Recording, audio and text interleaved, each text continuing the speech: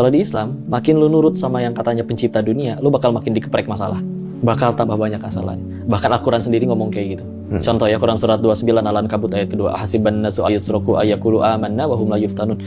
Kalau bahasa kitanya, jangan lu ngaku udah beriman, terus gak akan diuji gitu. Malah digituin. Jadi waktu lu berhenti itu, setelah banyak pemikiran itu, lu dapat banyak masalah. Lu banyak masalah. Dan nggak sedikit ya ayat tentang itu. Tapi akhirnya memang berkesimpulan bahwa di ayat yang lain kan bahkan sampai ditanya, jangan kalian ngaku bisa ke surga sebelum kalian diuji sebagaimana orang-orang terdahulu. Orang-orang terdahulu itu orang-orang yang justru lebih taat daripada kita, para nabi, para orang yang berbuat baik. Sampai mereka juga nanya, kapan ini masalah selesai? Kapan pertolongan Allah?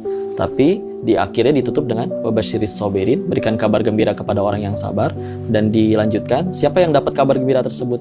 Orang yang mengucap setiap kali ada masalah, inna lillahi wa inna ilaihi raji'un. Intinya adalah kami milik Allah dan segalanya akan kembali kepadanya. Dalam artian gini, berarti penderitaan manusia itu diawali ketika merasa memiliki hartaku, jabatanku, karirku, udah kupupuk bertahun-tahun segala macam. Enggak bro, titipan. Buktinya ada orang yang udah dapat itu semua bahagia nggak? Cerita. Enggak. Justru itulah cara Islam ngebahagiain orang. Karena pencipta lu tahu bahwa makin lu ngejar itu, lu makin gak bisa bahagia. Makanya ketika akhirnya kita nurut sama pencipta dunia itu, lu makin digeprek sama masalah, dalam artian lu berusaha dicabut dari semua kemelekatan itu.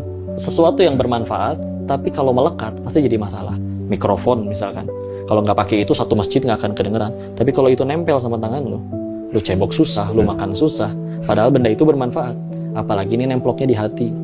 Jadi justru cara untuk bahagia yang Islam ajarin adalah, ya Islam dari kata aslama, yuslimu, lepas, berserah. Di hati itu udah nggak ada apa-apa, tinggal pencipta doang. Jadi akhirnya makin lepas dari itu semua, ya akhirnya lihat para orang-orang saleh terdahulu yang kayak hidupnya, kok solehnya sesoleh itu, dosa terampuni, atau bahkan tidak ada, tapi masalahnya lebih berat daripada kita, udah gitu tetap baik sama orang-orang. Kok bisa manusia tuh sampai di tingkatan kayak gitu?